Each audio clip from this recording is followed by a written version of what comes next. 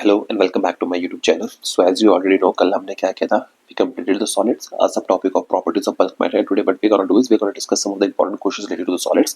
Now before we move to the solids, हाँ, बाकी हम उसके क्वेश्चंस को सॉल्व कैसे करें, there are some things जो मैं इस चैप्टर से रिलेटेड आपको बताना चाहता हूँ, ठीक है, जो आपको क्वेश्चंस को सॉल्व करने में हेल्प करेगी। तो प्लीज इन चीजों को ध्यान से सुनिएगा। पहली चीज, आपको इस चैप्टर में डेफिनेशंस बहुत क्लियरिटी से पता होनी चाहिए। And remember one thing, definitions के साथ उस डेफिनेशन से रिलेटेड फॉर्मूलाज हैं आपको बहुत बहुत ज्यादा स्ट्रांगली पता होने चाहिए, क्योंकि we are habitual of using laws of motion, but हमें इन चीजों को बहुत रेयरली हम यूज करते हैं, मैक्सिमम बच्चे चैप्टर को छोड़ के भी जाते हैं। तो ये फॉर्मुलाज हमारे दिमाग में बैठे नहीं होते। पहली दूसरी चीज, as I already mention, definitions ज्यादा की। थर्ड, जो एग्जांपल्स हमने, जैसे मैंने वो कहा था कि स्ट्रेस और स्ट्रेन के जो एप्लीकेशन के एग्जांपल होते हैं, फॉर एग्जांपल हॉलो शाफ्ट वाला या डिजाइन ऑफ द ब्रिज, या जो भी एग्जांपल्स थे वो आपके टिप्स में होने चाहिए। स्ट्रेस स्ट्रेन रिलेशनशिप आपको पता होना चाहिए। And with every formula you just need to remember the conversions, क्योंकि यहाँ पे जो कन्वर्जन्स आप यूज करते हो ना, जब एक कन्वर्जन्स का मतलब जब फॉर्मूलास को कन्वर्ट करते हैं from one form to another, तो उसमें बहुत सारी फिजिक्स यूज होती है। सो अपना दिमाग खोल के यहाँ पे सोच के फिर क्वेश्चंस को अटेम्प्ट कीजिएगा, ठीक है। तो इसके साथ क्या करते हैं, हम आज का चैप्टर शुरू करते हैं without wasting any more time. तो चलिए पहले क्वेश्चन पे चलते हैं, देखते हैं पहले क्वेश्चन में वो हमें क्या बोल रहा है, ठीक है। सो रिमेंबर, ठीक है, आपको पहले क्वेश्चन में गिवन है a copper wire of length 2.2 metre, let's just suppose this is L1, steel wire of length L2 given है, both have diameter of 3 millimetre, diameter दोनों का है 3 मिलीमीटर, डायमीटर दोनों का सेम है, यानी कि इसको मैं रेडियस में कन्वर्ट कर लेंगे तो 1.5 mm आ जाएगा, कोई दिक्कत नहीं है। Are connected end to end मैंने उनको कनेक्ट किया है। When stretched by a load the net elongation produce is found to be, देखिए यहाँ पे बोल रहा है नेट एलोंगेशन, यानी कि आपको गिवन है delta L1 plus delta L2 given है। ऑब्टेन द लोड अप्लाइड, हमें लोड की अप्लाई, जो हमने लोड अप्लाई मतलब आपको फोर्स की वैल्यू निकालनी है। And we are provided with the Young's modulus for copper along with the Young's modulus of steel. तो ये सब चीजें आपको यहाँ पे गिवन है, ठीक है। तो अगर मैं इस क्वेश्चन को सॉल्व करने की कोशिश करूँ, तो ये क्वेश्चन आप तब तक सॉल्व नहीं कर सकते जब तक आपको कुछ बेसिक चीजों का पता ना हो, बेसिक चीजों का पता ना हो। देखिए अब आपको क्वेश्चन में गिवन है कि दोनों को आपने क्या किया, सेम फोर्स से अप्लाई किया, स्ट्रेच जो है लोड जो है सेम है। तो इसका मतलब ये हुआ कि सिंस, बहुत ध्यान से देखिएगा इस बात को, since both wires have same tension, both wires have same tension and area of cross section, area of cross section, दोनों का area of cross section same कैसे है, वो इसलिए सेम है क्योंकि हमें क्वेश्चन में गिवन है कि दोनों का डायमीटर सेम है, ठीक है। देयरफॉर उनका जो टेंसाइल स्ट्रेस है, therefore tensile stress is same, दोनों के लिए जो टेंसाइल स्ट्रेस है वो सेम है। आप इस क्वेश्चन को तब तक नहीं कर सकते जब तक आपको ये चीज नहीं पता थी कि उनका टेंसाइल स्ट्रेस जो है वो सेम है। टेंसाइल स्ट्रेस के बारे में हमने कल इन्फॉर्मेशन ली थी, जिनको नहीं पता है प्लीज मेक श्योर आप कल का वीडियो देखें, फिर इस टॉपिक में। आई नो ये चैप्टर थोड़ा इसका थ्योरी पार्ट जो है थोड़ा बोरिंग सा है, बट इसके न्यूमेरिकल्स में अगर आपको थ्योरी नहीं आती आप इसके न्यूमेरिकल्स नहीं कर पाएंगे, ठीक है। सो मेक श्योर थ्योरी आपके इस चैप्टर की स्ट्रांग हो, ठीक है। अब क्योंकि दोनों का टेंसाइल स्ट्रेस सेम है और हमें पता है कि stress is equal to Y into longitudinal strain होता है, लॉन्गिट्यूडनल स्ट्रेन होता है। आई होप ये बात हमको सबको पता है, आप सबको पता है। तो इसका मतलब ये है कि अकॉर्डिंग टू क्वेश्चन दोनों का टेंसाइल स्ट्रेस सेम है। इसका मतलब ये हुआ कि y1 into delta L1 over L1 is equal to y2 into delta L2 over L2।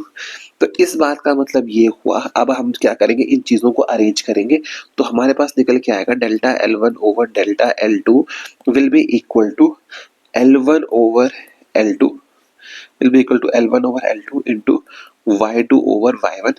This will provide us with the values of delta L1 which will be equal to 2.5 times of delta L2. I hope ये बात आपके लिए clear होगी हो, यहाँ से ये चीज आपके पास आ गई। बट आपको क्वेश्चन में एक चीज और गिवन है, वो क्या गिवन है कि एलोंगेशन जो है, नेट एलोंगेशन यानी कि delta L1 plus delta L2 की वैल्यू 0.70 mm आपके पास पहले से ही वैल्यू गिवन है। तो हम क्या करेंगे, इसमें वैल्यूज को सब्स्टिट्यूट करेंगे, ये जो डेल्टा L1 की वैल्यू को 2.5 डेल्टा L2 पुट कर देंगे, that is 2.5 delta L2 plus delta L2 is equal to 0.70 mm, which will provide us with the value of delta L2 is equal to 0.2 millimeter. I hope ये बात आपके clear हुई। और यहीं से आपके पास डेल्टा L1 की वैल्यू निकल के आ जाएगी, जो आएगी आपके पास 0.5 mm के पास आपकी वैल्यू निकल के आ जाएगी। ठीक है, आई होप ये बात आपके लिए क्लियर होगी। जब आपने इन चीज़ों को सॉल्व कर लिया तो फिर आपके लिए नॉर्मल स्ट्रेस को निकालना है, यहाँ पे जो आपको चीज़ कैलकुलेट करनी थी, बट वाज आस्क्ड फॉर, हमें जो है स्ट्रेच की वैल्यू निकालनी थी, not the stretch but rather we have to find the value of load apply. Load apply is nothing but the force. So हम कहीं पे भी किसी भी फॉर्मूले में, या जो आपका फॉर्मूला था F is equal to A into Y one into delta L1 over L1 में ये वैल्यू सब्स्टिट्यूट कर देंगे, तो F is equal to pi of R1 का square into Y one into delta L1 over L1 value substitute करेंगे और हमारे पास जो फाइनल आंसर निकल के आता है 1.77 cross 10 raise to power 2 which is nearly equal to 1.8 cross 10 raised to power 2 newtons का ये आपका आंसर निकल के आता है। आई होप ये क्वेश्चन आपको समझ में आया होगा। ठीक है, चलिए नेक्स्ट क्वेश्चन पे चलते हैं। नेक्स्ट क्वेश्चन अब में क्या बोल रहा है आपको, a cube is subjected to a pressure of 5 cross 10 raised to power 5 10 raised to power 5 newton metre square. Each side of the cube is shortened by 1%। Word important है, शॉर्टेंड। द वॉल्यूमेट्रिक स्ट्रेन आपको निकालना है and bulk modulus of elasticity of the cube निकालना है। ठीक है, देखिए अगर ये आपको बोल रहा है कि आपको वॉल्यूमेट्रिक स्ट्रेन निकालना है, if you are required to find the volumetric strain, तो आप, मैंने क्या कहा था, डेफिनेशन आपको पता होना चाहिए। तो वॉल्यूमेट्रिक स्ट्रेन की डेफिनेशन क्या होती है, डेल्टा वी ओवर वी, यानी कि आपको ये कैलकुलेट करना है और साथ में आपको बी की वैल्यू कैलकुलेट करनी है। ठीक है, तो हम इस क्वेश्चन को प्रोसीड करते हैं। देखिए आप, और ये बात आपको और गिवन है, आपको प्रेशर गिवन है, प्रेशर गिवन है आपको 5 cross 10 raise to power 5 newton per metre square, और ये प्रेशर किसके बराबर होता है, फोर्स पर यूनिट एरिया। और फोर्स पर यूनिट एरिया क्या होता है आपका, स्ट्रेस। आई होप ये बात आपके लिए क्लियर होगी। ये क्वेश्चन में आपको बातें गिवन है। ठीक है, अब इस क्वेश्चन में कुछ बचा ही नहीं। अब देखिए, लेट अस अज्यूम,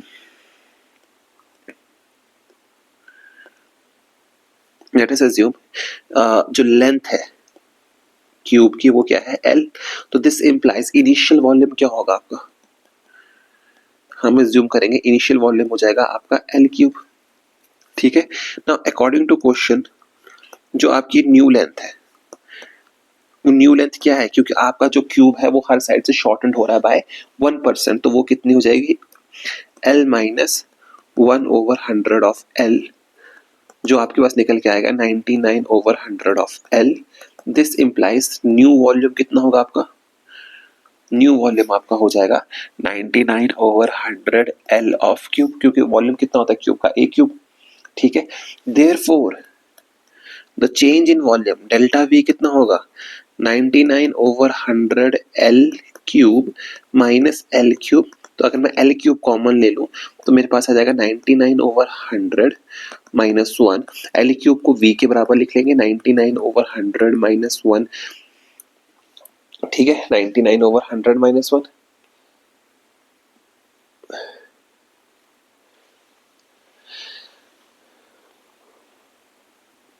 ये बात क्लियर हो रही है आपको, 99, सॉरी इसमें थोड़ा लिखने का तरीके में गड़बड़ हो रही है। लिखने के तरीके में गड़बड़ क्या हो रही है, इसमें हमने वैल्यूज को ढंग से कॉमन नहीं लिया, वरना क्वेश्चन गलत हो जाएगा। इसी जो गलती अभी मैंने की, गलती आप इस पेपर में मत कीजिएगा। हमने क्या किया, यहाँ से L क्यूब कॉमन लिया। L क्यूब अगर मैं कॉमन लेता हूँ तो मेरे पास बचेगा क्या, अगर हम ब्रैकेट्स ये वाली स्क्वायर ब्रैकेट्स को यूज करें तो मेरे पास बचेगा 99 ओवर 100 का क्यूब माइनस 1। ठीक है, फिर जब हम इन वैल्यूज को सब्स्टिट्यूट करेंगे, वैल्यूज को जब हम सॉल्व करेंगे तो मेरे पास, हमारे पास जो वैल्यू निकल के आएगी वो आएगी -31 over 100 minus is equal to minus of 0.03। अब यहाँ पे ध्यान रखना है कि नेगेटिव साइन आपको क्या बता रहा है, नेगेटिव साइन आपको यहाँ पे ये बता रहा है कि वॉल्यूम जो है आपका डिक्रीज कर रहा है, एंड हेंस तो जो आपका वॉल्यूमेट्रिक स्ट्रेन, यहाँ पे जो L क्यूब को V लिख लिया है हमने, तो इस V को मैं यहाँ ले जाऊंगा, इसके नीचे लेके आ गए, इसके नीचे लेके आके इसको L क्यूब ही रहने देते हैं, तो इसको भी हम L क्यूब साथ में रहने देते हैं, L क्यूब को, यानी कि नेगेटिव ऑफ 0.03 ऑफ V हो जाएगा। देयरफॉर वॉल्यूमेट्रिक स्ट्रेन आपका कितना निकल के आ रहा है, माइनस ऑफ 0.03। ये आपका वॉल्यूमेट्रिक स्ट्रेन निकल के आ रहा है। And after that we are required to find the bulk modulus. Bulk modulus will be equal to stress over volumetric strain. Stress आपको गिवन है 5 cross 10 raise to power 5, volumetric strain आपका 0.03 आ रहा है। इनके वैल्यूज को सब्स्टिट्यूट करेंगे and finally will, after the calculations the answer is going to come out to be 1.67 cross 10 raised to power 7 Newton per metre square. ठीक है, तो ये बात आपके लिए क्लियर होगी यहाँ पे। अब जिन बच्चों को लग रहा है कि नेगेटिव साइन कहाँ गया, तो याद रखिए कल जब हमने फॉर्मुलास को याद किया तो हमने देखा था कि यहाँ पे नेगेटिव साइन होता है, बल्क मॉडुलस के साथ नेगेटिव साइन होता है, तो ये नेगेटिव नेगेटिव प्लस में चेंज हो जाता है। बट जब आप प्रैक्टिस ज्यादा कर लेते हो तब आपको एहसास होता है इस बात का कि कहाँ पे नेगेटिव को हमें रखने की जरूरत है, कहाँ नहीं है, कैंसिल होता टाइम बचता है, तो वो चीजें प्रैक्टिस से आ जाती है आपको। ठीक है, चलिए नेक्स्ट क्वेश्चन पे चलते हैं। नेक्स्ट क्वेश्चन में आपको ये बोल रहा है कि when the load of a wire is slowly increase from 3 kilogram weight, कहाँ से इंक्रीज कर रहे हो, from 3 kilogram weight to 5 kilogram weight, the elongation increases from 0.611 to 1.02 millimeter. We are required to find the work done during the extension of the wire. कोई दिक्कत की बात नहीं है। तो आपको पहली चीज यहाँ पे समझनी पड़ेगी, what we have been given is कि आपको F1 की वैल्यू गिवन है कितनी, 3 किलोग्राम वेट। अब इसको अगर मैं SI में कन्वर्ट करना होगा तो मैं इसको 9.8 से मल्टीप्लाई करूंगा, और जब आपके पास F1 की वैल्यू ये है उस टाइम पे जो आपकी एलोंगेशन है वो कितनी है, 0.61 मिलीमीटर। उसी तरह से जब F2 की वैल्यू क्या है आपकी 1.02, सॉरी F2 की वैल्यू आपकी कितनी है, F2 की वैल्यू है आपकी 5 किलोग्राम वेट, SI में कन्वर्ट करना है तो 5 इंटू 9.8, तो डेल्टा L2 की वैल्यू कितनी है आपकी, वो वैल्यू है आपकी 1.022 mm। अब आपको वर्क डन निकालना है। वर्क डन क्या होता है, चेंज इन एनर्जी। तो यानी कि हमें एनर्जी का कोई ऐसा फॉर्मूला ढूंढना पड़ेगा जहां पे F और L इंक्लूड हो, डेल्टा L। तो यानी कि वर्क डन का जो फॉर्मूला निकल के आएगा वो निकल के आएगा half F2 delta L2 minus half F1 delta L1। ये सारे फॉर्मुलास कल हमने किए हैं। तो जब मैं यहाँ पे वैल्यूज को सब्स्टिट्यूट करूंगा तो मेरे पास फाइनल आंसर निकल के आएगा 16.023 cross 10⁻³ of joules. I hope ये बात आपके लिए क्लियर होगी हो। इस तरह से क्वेश्चन पेपर में सॉल्व किए जाते हैं। ठीक है, ये क्वेश्चन आपका एनसीईआरटी का क्वेश्चन था। ठीक है, सो रिमेंबर दिस थिंग, ये क्वेश्चन एनसीईआरटी का क्वेश्चन था, तो आपको ये समझना पड़ेगा कि सब्जेक्टिव क्वेश्चंस को ऑब्जेक्टिव में इस तरह से कन्वर्ट किया जाता है। ठीक है, चलिए नेक्स्ट क्वेश्चन पे चलते हैं। देखिए ये कह रहा है कि two wires A and B of same material have ratio 2:1 and length in the ratio 4:1. We have to calculate the ratio of the normal forces required. What we are required to find the ratio of normal forces. Forces की आपको ratio निकालनी है to produce the same change in the length of these two. मतलब length में जो change आना चाहिए वो बराबर होना चाहिए। Remember one thing, length में change जो है बराबर होना चाहिए। अब word important आपके पास यहाँ पे same material, कि word important क्या है, same material। same material अगर same दोनों का क्या है, अगर वर्ड इंपॉर्टेंट है यहाँ पे सेम मटेरियल, अगर सेम मटेरियल है तो इसका मतलब दोनों का यंग मॉडुलस सेम है, दोनों का यंग मॉडुलस सेम है। ठीक है, तो यानी कि अब मुझे ये पता है कि यंग्स मॉडुलस की जो वैल्यू होती है, we are already aware of the fact that y is equal to कितना होता है, जो आपका यंग्स मॉडुलस होता है वो किसके बराबर होता है, F/A over delta L of L। ये मतलब आपको पता है यंग्स मॉडुलस दोनों का सेम है, और साथ में आपको निकालना क्या है, आपको रेशियो निकालनी है किसकी, एफ फोर्स की रेशियो आपको निकालनी है, रेशियो फोर्स की। तो अगर मैं इस इक्वेशन को थोड़ा सा मॉडिफाई करूं तो मेरे पास जो एफ की वैल्यू है, एफ की वैल्यू कितनी हो जाएगी, एफ की वैल्यू आपके पास निकल के आएगी F/A delta L over L, y delta L over L, ये वैल्यू आपके पास निकल के आएगी। ठीक है, अब अकॉर्डिंग टू क्वेश्चन आपको गिवन है कि YA is equal to, according to question since ये सेम मटेरियल के, मैं रिपीट कर रहा हूं, that means y of A will be equal to y of B, ये क्वेश्चन में गिवन है। ठीक है, और साथ में आपको ये बोल रहा है कि change in wire will be same, यानी कि एलोंगेशन भी दोनों की सेम है। ये क्वेश्चन में आपको दोनों चीजें आपको गिवन है। तो बस फिर यानी कि अब आपको अगर ये सब चीजें सेम है तो इसका मतलब ये है कि जब मैं इसको इन इक्वेशन से अगर मैं कंपेयर करूं तो मुझे ये पता लग रहा है कि जो f की वैल्यू है वो प्रोपोर्शनल है a ओवर l के, y is proportional to a, f is proportional to a by l। ठीक है, तो दिस इम्प्लाइज, या अगर मैं इस क्वेश्चन को सॉल्व करूं तो F A over F B वो किसके बराबर होगा, A over L A into L B over A B. ठीक है, अब ध्यान से देखिए, आपको गिवन है रेडियाई की रेशियो, आपको क्वेश्चन के अकॉर्डिंगली क्या गिवन है, R A over R B is ratio 2:1 में गिवन है। इस बात का मतलब क्या है कि pi R A square over pi R B square will be equal to, अगर हम उसकी रेशियो निकालें तो पाई से पाई कैंसिल हो जाएगा, तो वो रेशियो आ जाएगी 4/1, यही आएगी ना रेशियो, 4/1 रेशियो आ जाएगी। और उसी तरह से आपको गिवन है लेंथ की रेशियो है 4:1, तो यानी कि वो 1/4 हो जाएगा।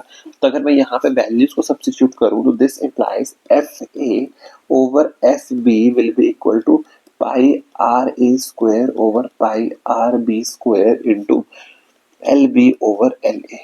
तो ये वैल्यू निकल के आएगी 1/4 इंटू 4/1, क्योंकि ये सब वैल्यूज क्वेश्चन में गिवन है, ये चला गया तो 1/1। तो देयरफॉर आपके पास जो FA रेशो FB आएगा दैट विल बी 1/1। ये आपका आंसर होगा जो क्वेश्चन में आपसे पूछा गया था। ठीक है, ये काफी इंपॉर्टेंट क्वेश्चन है तो प्लीज इसको ध्यान से समझिएगा। ठीक है, चलिए नेक्स्ट क्वेश्चन में आते हैं। नेक्स्ट क्वेश्चन में आपको क्या बोल रहा है कि the force constant of the two springs is given as K1 and 2। force constant की वैल्यू गिवन है K1 and K2। both are stretched till their potential energies are equal। आप देखिए क्वेश्चन कहां से कहां लिंक हो रहा है। ठीक है, forces F1 and F2 applied are them in the ratio of F1 और F2 की आपको रेशियो निकालनी है। देखिए बहुत सिंपल क्वेश्चन है, बहुत इजी क्वेश्चन है। आपको गिवन है कि स्प्रिंग कांस्टेंट कितने गिवन है, अकॉर्डिंग टू क्वेश्चन आपको गिवन है कि स्प्रिंग कांस्टेंट कितने हैं, K1 एंड K2 आपको गिवन है। उनको स्ट्रेच किया और उनकी पोटेंशियल एनर्जी क्या है, जब उनको मैंने स्ट्रेच किया उनकी पोटेंशियल एनर्जी बराबर है, यानी कि अगर मैं उसकी पोटेंशियल एनर्जी U1 मान लूं और दूसरे की पोटेंशियल एनर्जी U2 मान लूं, then according to question U1 is equal to U2। But spring के केस में जो पोटेंशियल एनर्जी होती है वो होती कितनी है, वो होती है half K X square is equal to half K X square. अब यहाँ पे क्या है, ये K1 x1 स्क्वायर होगा, ये K2 x2 स्क्वायर होगा, अकॉर्डिंग टू क्वेश्चन बात आपको गिवन है। तो इसका मतलब ये हुआ कि यहाँ से आप x1 ओवर x2 की रेशियो निकाल सकते हो, जो आपके पास निकल के आएगी root of K1 over K2। ये आ गया आपका इक्वेशन नंबर 1। अब आपको समझना पड़ेगा, आपको रेशियो निकालनी है फोर्सेस की। अब आपको पता है जब मैं स्प्रिंग को स्ट्रेच करता हूं तो हुक्स लॉ यहाँ पे काम करता है। तो हुक्स लॉ के accordingly F is proportional to क्या होता है, F इज इक्वल टू किसके बराबर होता है, KX के। F is equal to KX होता है। तो यानी कि यहाँ से अगर मुझे फोर्सेस की रेशियो निकालनी है, यानी कि F1 over F2 will be equal to K1 over K2 into X1 over X2। Clear है बात इतने से, ठीक है ना।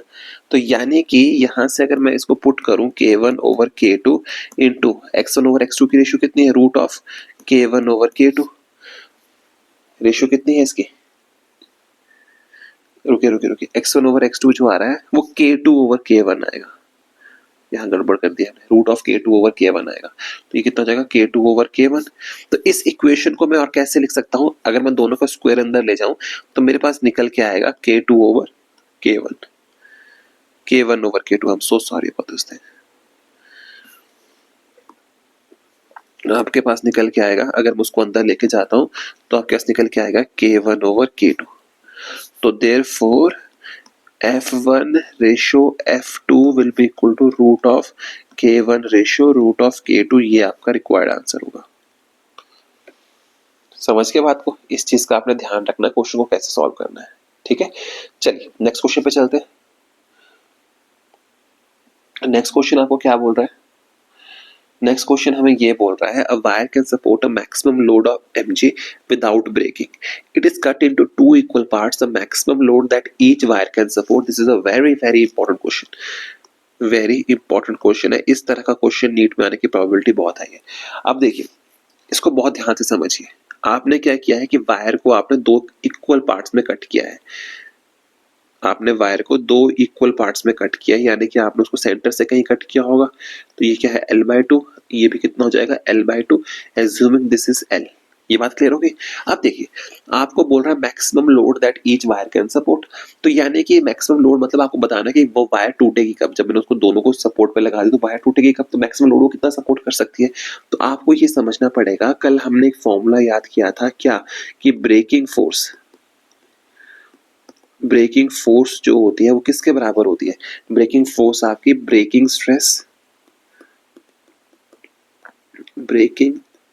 Stress into area of cross section के बराबर होती है,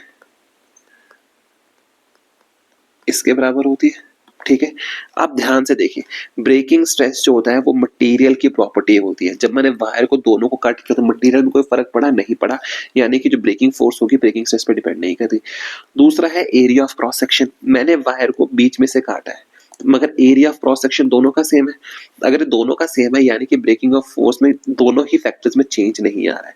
तो अगर वो पहले कितना मैक्सिमम लोड सपोर्ट कर पा रही थी, मैक्सिमम अगर वो mg सपोर्ट कर पा रही थी, तो अभी भी वो कितना सपोर्ट करेगी, mg ही सपोर्ट करेगी, बिकॉज ब्रेकिंग फोर्स जो है यहाँ पे इंडिपेंडेंट है ब्रेकिंग सॉरी उसके लेंथ के। वो लेंथ पे डिपेंड नहीं कर रही, क्योंकि उन्होंने लेंथ को हाफ किया ना, लेंथ का कोई लेन देन नहीं है यहाँ पे।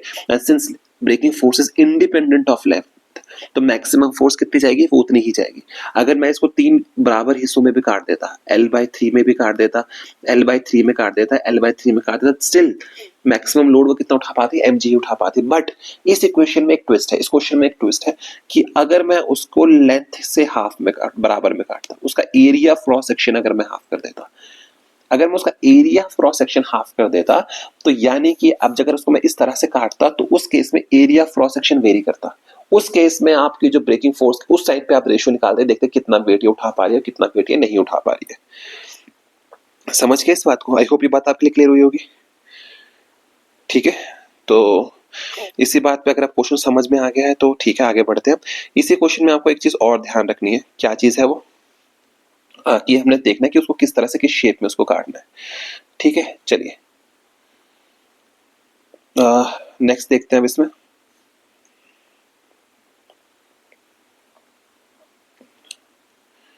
नेक्स्ट क्या है इसमें? नेक्स्ट क्वेश्चन देखते हैं। One end of the wire क्या है? One end of the wire W1, wire of weight W1 is suspended from the roof,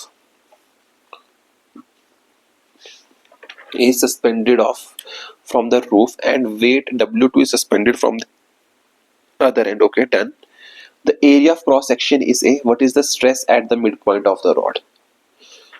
आप समझ पा रहे हैं इस क्वेश्चन को? ये कह रहा है कि आपने क्या किया, एक यूनिफॉर्म वायर है, उसको सस्पेंड किया फ्रॉम द रूफ से। ठीक है, weight W1 suspended from the roof and weight W2 is suspended from the other end. Okay, ये आपके पास एक यूनिफॉर्म बार है, इसके एक एंड पे आपने W1 सस्पेंड किया है, एक वायर पर W2 लगाया है। तो ये पूछ रहा है कि मिडिल पॉइंट पे उस पे स्ट्रेस कितना होगा, यही क्वेश्चन पूछ रहा है। ठीक है, तो टेक्निकली आपसे पूछ रहा है कि डाउनवर्ड डायरेक्शन में कितना पुल लग रहा है, डाउनवर्ड डायरेक्शन में कितना पुल लग रहा है। तो यानी कि मुझे ये पता है कि स्ट्रेस कितना होता है, stress is equal to force per unit area. तो मुझे कैलकुलेट करना है कितना वेट लग रहा है। तो यानी कि अगर स्ट्रेस इतना है, तो यानी कि फोर्स कितनी लग रही है। ठीक है, तो ये आ जाएगा आपके पास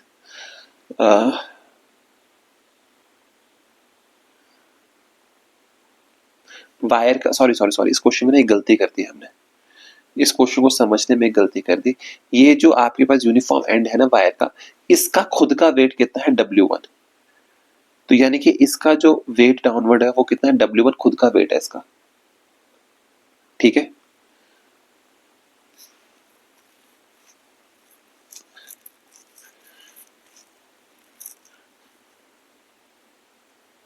और दूसरे से आपने W2 को जोड़ दिया है।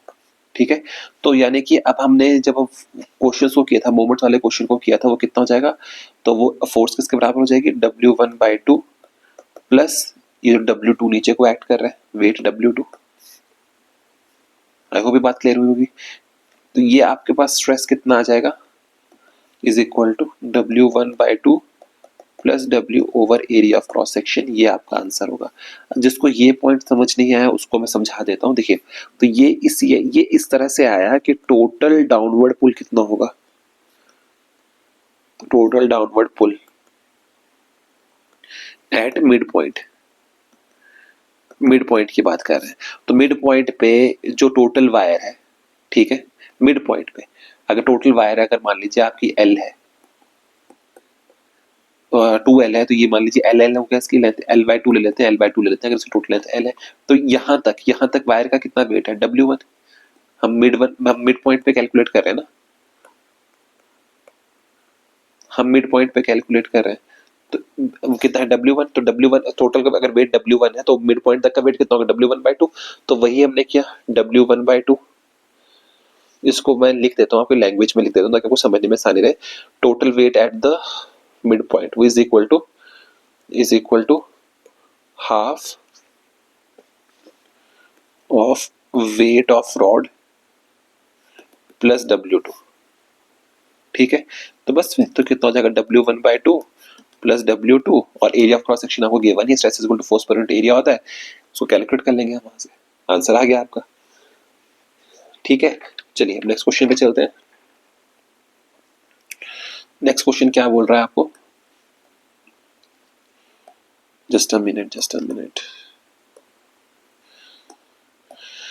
थोड़ा ऊपर लेके जाते हैं। ओके, नेक्स्ट क्वेश्चन में चलते हैं। नेक्स्ट क्वेश्चन आपको क्या बोल रहा है, two exactly similar wire, again अगर आपने वर्ड यूज किया यहाँ पे सिमिलर वायर, समझिएगा ये बहुत इंपॉर्टेंट वर्ड है, steel and copper are stretched by equal forces, okay, equal force आपने उसको स्ट्रेच किया, if the elongation produce, total elongation कितनी है 1 सेंटीमीटर, 1 सेंटीमीटर आपको बताना है कि एक वायर कितने से एलोंगेट की, ये बिल्कुल वही क्वेश्चन जो हम पीछे डिस्कस करके आ चुके थे, टोटल एलोंगेशन आपको गिवन है 1 सेंटीमीटर, आपको वो निकालना था, तो ये वही क्वेश्चन जो हमने पीछे डिस्कस किया था, बट स्टिल आपको मैं एक बार सॉल्व करवा देता हूँ इसको अगेन।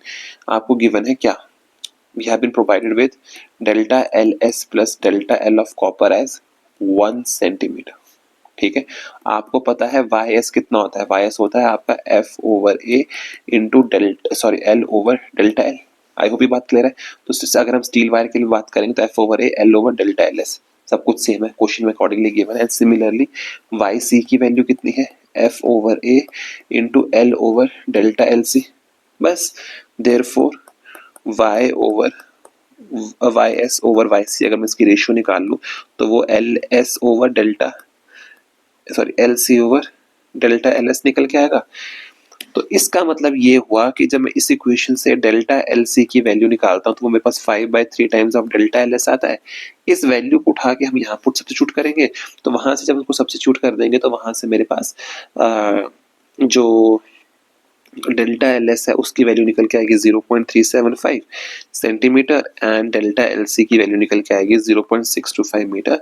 ये एक्जैक्टली वैसा क्वेश्चन जो हमने पीछे करके आए थे, सो इसमें ज्यादा टाइम हमें खपाने की जरूरत नहीं है, ठीक है। चलिए नेक्स्ट क्वेश्चन पे चलते हैं। नेक्स्ट क्वेश्चन क्या बोल रहा है वो, देखिए नेक्स्ट क्वेश्चन में वो क्या बोल रहा है, to wires of equal cross section area A1 is equal to A2, ठीक है, one made up of steel and other is made up of copper are joined end to end, okay, बहुत ध्यान से सुनिएगा। When the combinations are kept in tension, the elongation of the two wires are found to be equal.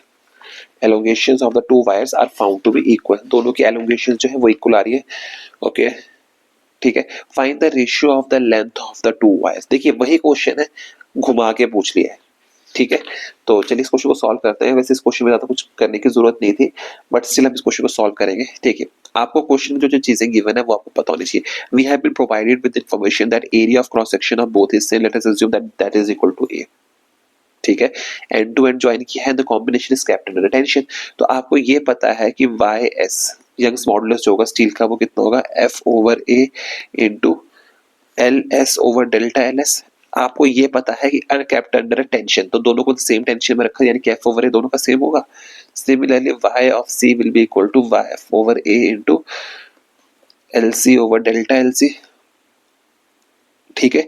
आपको ratio of the length of the wire निकालनी है, that means that this implies we have to calculate the values of LS over LC निकालना है, this is what we are supposed to calculate, ठीक है। तो आप एक काम कीजिए, ये जो आपके इक्वेशंस आई ऊपर इन दोनों को डिवाइड कर दीजिए, तो जब आप इन दोनों को डिवाइड कर देंगे तो आपके पास YS ओवर YC की वैल्यू जो है वो निकल के आएगी as LS over LC equal to delta LC over delta LS। But according to question आपको ये बात गिवन है कि delta LC is equal to delta LS, so this implies YS over YC will be equal to LS over LC। इसका मतलब ये हुआ कि LS over LC will be equal to the ratio of Young's modulus, तो यानी कि 2 into 10 raised to power 11 over 1.1 into 10 raised to power 11, so this is gonna come out to be 20 over 11। देखिए एक ही क्वेश्चन से आप कितने questions बना सकते हैं, ये 3 क्वेश्चंस करवाने का लॉजिक ही ये था कि आपको यह समझनी पड़ेगी कि आप ये सोच के नहीं जा सकते कि एक क्वेश्चन मैंने प्रैक्टिस किया, उस एक क्वेश्चन को आपको समझना पड़ेगा कितने तरीके से पूछा जा सकता है, दैट्स द की, क्वेश्चन को सॉल्व करने की है वो, ठीक है। चलिए नेक्स्ट टॉपिक पे चलते हैं। Just a minute. देखिए नेक्स्ट क्वेश्चन में क्या है, नेक्स्ट टॉपिक क्या है, to wires of equal length, to wires of equal length that is L1 and L2 जो हम मान लेते हैं इक्वल टू L है, एंड क्रॉस सेक्शन दोनों सेम है, A1 is equal to A2 ले लेते हैं, आर सस्पेंडेड एज शूड, उनको आपने सस्पेंड किया है, इस तरह से सस्पेंड किया है, ठीक है। Their Young's modulus are y1 and y2, the equivalent Young's modulus will be, आपसे पूछ रहा है equivalent Young's modulus will be, ये रिमेंबर रखिएगा, ये एक PYQ है। इसमें एक बात का ध्यान रखिएगा, अगर आपको नीट के पेपर में अगर उन्हें क्वेश्चन देना है, they can just what they can do is, वो इस क्वेश्चन में आपको वो कर सकते हैं, क्या कहते हैं, वैल्यूज दे सकते हैं, and after that they can help you, they can ask you to calculate this values, okay. So अब आपको एक बात समझनी पड़ेगी, ठीक है। अब देखिए इस क्वेश्चन को सॉल्व करने का तरीका क्या है। इस क्वेश्चन को सॉल्व करने का तरीका ये है कि सबसे पहले आपको पता है कि ये जो वायर है हुक्स लॉ को फॉलो करेंगे, ये वायर जो है हुक्स लॉ को फॉलो करेगी, आपने वेट को एक्सटेंड किया है, तो यानी कि आपको ये पता है कि F is equal to K times of K into elongation होता है, हुक्स लॉ क्या होता है, यही होता है K into times of elongation, तो यानी कि F is equal to K into delta L1 और जो भी आपकी एलोंगेशन होगी, तो दिस इम्प्लाइज आपके पास जो K की वैल्यू होगी वो निकल के आएगी F ओवर डेल्टा L। आई होप ये बात आपके लिए क्लियर है, ठीक है, ये बात आपके लिए क्लियर है। तो इसको मान लीजिए, और अगर मैं इसको थोड़ा सा मॉडिफाई करूं, इस इक्वेशन में मैं वैल्यूज को सब्स्टिट्यूट करूं in terms of y and a, तो मेरे पास जो वैल्यू निकल के आएगी ya ओवर l निकल के आएगा, ya ओवर l निकल के आएगा, ठीक है। आप समझिएगा इस बात को, बहुत ध्यान से समझिएगा। अगर हम स्प्रिंग्स के केस में बात करते हैं तो ये जो पैरेलल कॉम्बिनेशन होता है, इसमें जो k इक्विवेलेंट होता है वो k1 प्लस k2 होता है स्प्रिंग के केस में, पैरेलल कॉम्बिनेशन में, तो वही चीज हम यहां लगा देंगे, तो k इक्विवेलेंट जो है इन वायर्स का वो k1 प्लस k2 है, तो दिस इंप्लाइज अगर मैं इसमें वैल्यूज को सब्स्टिट्यूट करूं तो मेरे पास निकल के आएगा y इंटू 2a। आपको इक्विवेलेंट पूछ रहा है, मतलब आपने इन दोनों वायर्स को एक में कन्वर्ट कर दिया है। इक्विवेलेंट का मतलब क्या है, आप देखिए क्वेश्चन में समझिए, इक्विवेलेंट का मतलब क्या है कि ये जो दो वायर सेपरेट थी ना, उनको मैंने एक में कन्वर्ट कर दिया है, यानी कि उसको मैंने कुछ इस तरह से बना दिया। अब जो आपका डायग्राम बनेगा वो कुछ इस तरह से बनेगा, ये इस तरह से, इसकी लेंथ L हो जाएगी, area of cross section 2a हो जाएगा, यंग्स मॉडुलस y ही रहेगा, क्योंकि वो मटेरियल की प्रॉपर्टी होती है, उसमें एरिया क्रॉस सेक्शन का कुछ फर्क नहीं पड़ता, ठीक है, क्योंकि लेंथ L है ना, 2a उसका एरिया क्रॉस सेक्शन दुगना हो गया और वो y हो जाएगा, तो y into 2a over l is equal to y1 over a over l plus y2 a over l। तो दिस इम्प्लाइज जो आपके पास y की कंबाइंड वैल्यू आएगी y1 प्लस y2 ओवर 2 आएगी। इस रिजल्ट को आप डायरेक्टली भी याद कर सकते हैं, सो इस चीज का ध्यान रखिएगा, अगर इस तरह का कॉम्बिनेशन होगा तो आपका डायरेक्ट रिजल्ट जो यंग्स मॉडुलस आता है वो इस फॉर्म में आता है। तो अब मैं इसे वैल्यूज को सब्स्टिट्यूट करूं तो मेरे पास आंसर निकल के आएगा 1.45 cross 10 raised to power 11 pascals, ठीक है। ये बात आपका क्लियर हो गई यहाँ पे। चलिए नेक्स्ट क्वेश्चन पे चलते हैं। एक तो अभी क्वेश्चन बच रहे, काफी क्वेश्चन बच रहे हैं, ठीक है। चलिए नेक्स्ट क्वेश्चन पे चलेंगे। नेक्स्ट क्वेश्चन क्या है आपके पास, नेक्स्ट क्वेश्चन है आपके पास अ सॉलिड स्फीयर, ये भी आपका PYQ है, रिमेंबर दिस थिंग, ये भी क्या है आपका PYQ है।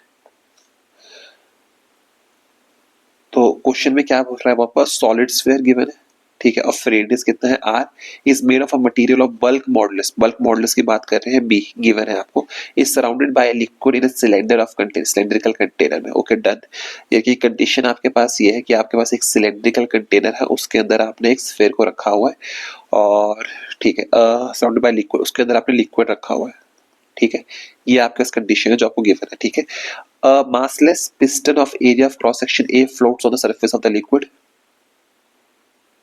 ठीक है, एक पिस्टन भी है ऊपर, सिस्टम में आपने पिस्टन को भी रखा हुआ है, ठीक है। Floats on the surface of liquid, find the fractional decrease in the radius, यानी कि डेल्टा r ओवर r की वैल्यू निकालनी है when the mass m is placed on the, technically बात यह है कि जब आपने इस पिस्टन के ऊपर मास m रख दिया, इस पिस्टन के ऊपर आपने मास m रख दिया, तो उसकी वजह से क्या होगा, ये नीचे को होगा, यानी कि प्रेशर लगेगा। तो टेक्निकली आपको ये पूछ रहा है कि जब मैंने उसको नीचे की तरफ को पुश किया, जब उसे प्रेशर अप्लाई किया, तो डेल्टा आर ओवर आर की वैल्यू कितनी होगी जब इसको कंप्रेस की। देखिए इस क्वेश्चन में चीज का आप ध्यान रखिएगा, पेपर में जरूरी नहीं है कि वो बल्क मॉडुलस बोलेगा। इट शुड बी अंडरस्टूड कि जब आप इस तरह के सिस्टम से डील करोगे, you cannot take the shear sorry value you cannot take the Young's modulus, ठीक है, आप उसको नहीं ले सकते। आपको यहाँ पे बल्क, क्योंकि आप वॉल्यूम से डील कर रहे हो, तो यानी कि आपको वॉल्यूमेट्रिक इस पे ही चलना पड़ेगा, बल्क मॉडुलस ही आपको लेके चलना पड़ेगा। ये है पॉइंट नंबर 1, ठीक है। अब इस क्वेश्चन को सॉल्व करने का समझना पड़ेगा। अब देखिए हुआ क्या, आप समझिएगा। आपने क्या किया, जब इस पिस्टन के ऊपर मास m रख दिया, देखिए क्वेश्चन क्या है आप समझिएगा इसको। When mass m is placed on the piston, तो टेक्निकली जब उसके ऊपर आपने रख दिया तो प्रेशर कितना अप्लाई हो रहा है, देन, ठीक है, placed on the piston, then the excess pressure, then the excess pressure कितना जनरेट हो रहा है, वो कितना हो रहा है, F over A। F किसके बराबर है, mg, तो mg over A, let this be equation number 1। Point clear हुई है। अब क्योंकि वो वॉल्यूमेट्रिक का एग्जांपल है तो बल्क मॉडुलस लगेगा, तो यानी कि ये जो स्फीयर होगा इस पे हर पॉइंट से इक्वल प्रेशर अप्लाई होगा, हर पॉइंट से, तभी तो वो कंप्रेस होगा। इसका मतलब ये होगा कि जब वो कंप्रेस हुआ तो उसका वॉल्यूम क्या होगा, डिक्रीज होगा, उसका वॉल्यूम क्या होगा, डिक्रीज करेगा। तो अब मुझे ये पता है कि वॉल्यूम ऑफ स्फीयर कितना होता है, वॉल्यूम ऑफ स्फीयर जो होता है वो होता है 4/3 पाई आर का क्यूब, ठीक है। और जब एरर एनालिसिस करते हैं, जब वो सब चीजें समझते हैं, तो हमें ये पता है कि जैसे मैं इस पे चेंज निकालूं तो डिफरेंशिएट करूं तो मेरे पास निकल के आएगा 4/3 pi into 3r² into delta R. ये बात सबको पता है कैसे करते हैं, ठीक है। तो यानी कि मेरे पास डेल्टा वी की वैल्यू जो निकल के आएगी वो आएगी 4 पाई r² डेल्टा आर। ये चीज आपको ध्यान रखनी है, ये चीज कैसे आई, डिफरेंशिएट करके आती है। So make sure you remember this thing, okay. Because differential जो होता है स्मॉल क्वांटिटी में डी होता है, लार्जर क्वांटिटी में डेल्टा में कन्वर्ट हो जाता है, ठीक है। तो यहां से अगर मैं इसको कैलकुलेट करूं तो यानी कि मुझे therefore delta V over V किसके बराबर होगा, 4 pi r² delta R over 4 pi delta r² over R over 4/3 pi R cube. तो ये वैल्यू निकल के आएगी 3 डेल्टा आर ओवर आर। और ये ध्यान रखिएगा, ये अपने आप में एक क्वेश्चन बन रहा है, ये अपने आप में एक क्वेश्चन बन रहा है, ठीक है। तो ये चीज आपके लिए इंपॉर्टेंट है। ये बात यहां तक क्लियर होगी, ठीक है। तो दिस इंप्लाइज बल्क मॉडुलस की जो वैल्यू आएगी वो निकल के आएगी P over delta V over V। तो ये निकल के आएगा mg over A over 3 delta R over R। तो therefore delta R over R will be equal to mg over 3BA। ये है आपका फाइनल आंसर। समझ के बाद वो एक चीज कैसे आई, ये है आपका आंसर। ये जो डेल्टा आर ओवर आर है ये डेल्टा वी ओवर वी की फॉर्म में है, बट अगर आपको उनको बल्क मॉडुलस की फॉर्म में निकालना है, क्योंकि बी आपका बल्क मॉडुलस है, तो डेल्टा आर ओवर आर इस तरह से निकल के आएगा आपके पास। आई होप ये पॉइंट आपके लिए यहाँ पे क्लियर हो चुका होगा, ठीक है। चलिए नेक्स्ट क्वेश्चन पे चलते हैं। देखिए अब ये जो क्वेश्चन है ना, ये आपको देखने में बहुत बड़ा लग रहा है, ये बहुत बड़ा आपको देखने में लग रहा है, बट इतना बड़ा क्वेश्चन ये है नहीं। आप समझ पा रहे हैं इस बात को, जितना बड़ा क्वेश्चन आपको देखने में लग रहा है, ठीक है। तो देखिए ये कह रहा है compute the elongation of the steel and the brass wire. स्टील और ब्रास वायर की एलोंगेशन, कंबाइंड एलोंगेशन आपको निकालनी है, दोनों की अलग, कंबाइंड नहीं, हाँ एंड इंडिविजुअल निकालनी है एलोंगेशन। यानी कि अगर स्टील लेके चल तो डेल्टा एस निकालना है और ब्रास के लिए डेल्टा एल बी निकालना है, ठीक है। ये चीज आपको कैलकुलेट करनी है। आपको गिवन है स्टील की लेंथ गिवन है, उस पर जो स्ट्रेस लगा है वो गिवन है, ब्रास का गिवन है एंड वो गिवन है, ठीक है। अनलोडेड यानी कि एल एस गिवन है, एल बी आपको गिवन है, area of cross section of the wire वो गिवन है, और यंग्स मॉडुलस की वैल्यू आपको गिवन है। देखिए क्वेश्चन है बहुत इजी। क्यों है इजी क्वेश्चन, देखिए भाई इसमें हम थोड़ा लॉज ऑफ मोशन पे जाते हैं, तो हमें एक बात का ध्यान कीजिए। मैंने उसको कहा था, उस टाइम पे आपको कहा था कि जब भी इस तरह का सिस्टम होता है तो अगर आपको इस पॉइंट में टेंशन निकालनी होती है तो वो सारे कंबाइंड मासेस की वजह से होती है। वही कंसेप्ट यहां लगेगा स्टील वायर के लिए। देखिए फॉर स्टील वायर तो टेंशन कितनी होगी, स्टील वायर पे टेंशन कितनी लग रही है, फोर्स कितनी लग रही है, 4 plus 6 is equal to 10 kilogram force, यानी कि अराउंड 10 इंटू 9.8 न्यूटन का वेट उस पर लग रहा है, फोर्स उस पर इतनी की लग रही है। तो बस क्वेश्चन सॉल्व होगा, तो एक्सटेंशन कितनी आएगी, डेल्टा एल कितना हो जाएगा, F into L over Y into A. Values को सब्स्टिट्यूट कीजिए, आंसर आ जाएगा 2.0 cross 10 raise to power 4 minus 4 metres. इसमें प्रॉब्लम क्या थी कि मैक्सिमम बच्चों को यही नहीं समझ आएगा कि एफ की वैल्यू सब्स्टिट्यूट क्या करेंगे। तो एफ की वैल्यू समझ पा रहे हो, लॉज ऑफ मोशन में जाएंगे, तो इस पे जो फोर्स लगेगी स्टील पे वो कंबाइंड मासेस जो नीचे होंगे उसकी वजह से लगेगी।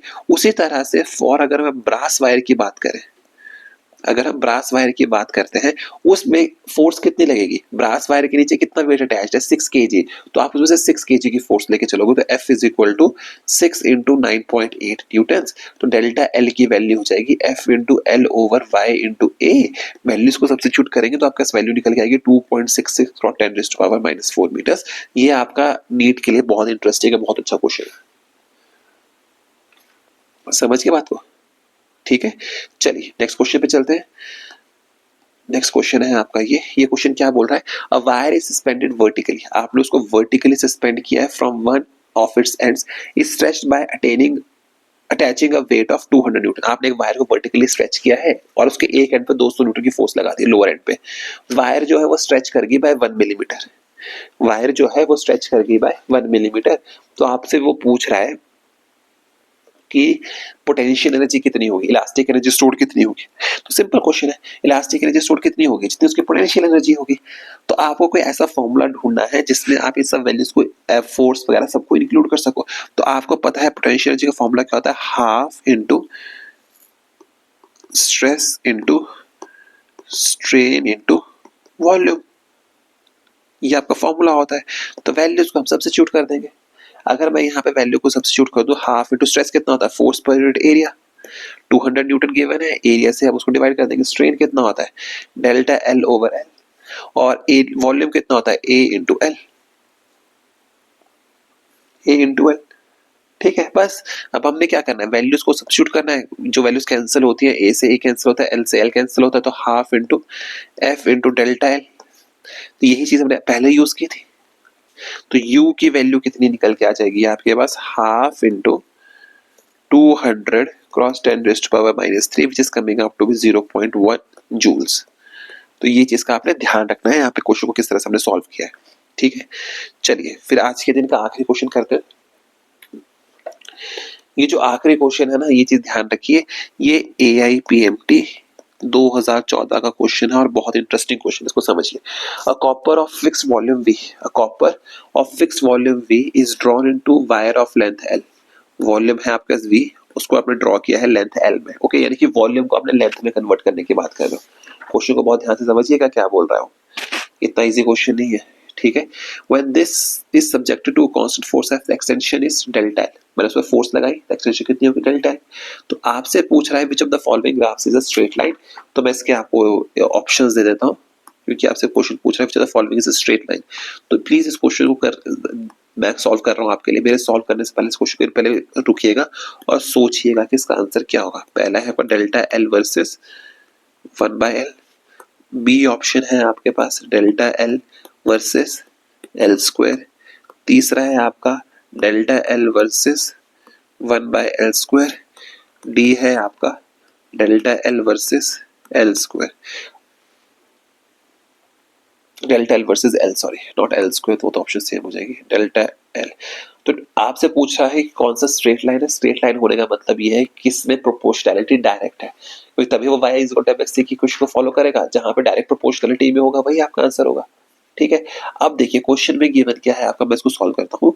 वॉल्यूम गिवन है, तो वॉल्यूम आपका किसके बराबर होता है, a इंटू एल। वॉल्यूम आपका किसके बराबर होता है, a into L. This implies area of cross section कितना हो जाएगा, v ओवर एल। ये बात क्लियर होगी। अब मुझे ये पता है कि यंग्स मॉडुलस जो होता है, जब उसको वायर के नीचे कुछ फोर्स लगाऊंगा या वेट लगाऊंगा तो वो स्ट्रेच करेगी। तो स्ट्रेच के केसेस में आपका क्या आएगा, यंग्स मॉडुलस आएगा वायर के केस में, तो एफ ओवर एल इंटू ए इंटू डेल्टा एल। अगर मैं ए की वैल्यू को वी बाय एल सब्स्टिट्यूट करूं तो मेरे पास निकल के आता है F L square over V into delta L. Let this be equation number 1। ये बात क्लियर होगी आपके पास। तो इसका मतलब ये हुआ, अगर मैं इस क्वेश्चन को बहुत ध्यान से देखूं तो मेरे पास वर्ग आ रहा है Y delta L into V is equal to F L का स्क्वायर। तो दिस इम्प्लाइज यहाँ पे डायरेक्ट प्रोपोर्शनलिटी किसकी है, delta L is proportional to L square. तो यानी कि जब मैं delta L versus L square का कर्व प्लॉट करूंगा तो मेरे पास मुझे स्ट्रेट लाइन देखने को मिलेगी और वो है ये।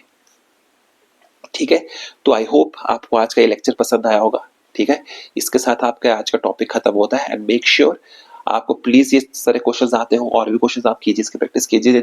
जैसे मैंने आपको पहले ही तैयार करने को कहा था, definitions, formulas, stress strain curve and examples बहुत इंपॉर्टेंट है एप्लीकेशन पार्ट इसके लिए, तो उसका बहुत अच्छे से कीजिएगा। इसी उम्मीद के साथ आप करेंगे। So thank you so much, कल मिलते हैं आपसे, तब तक के लिए best of luck and bye bye.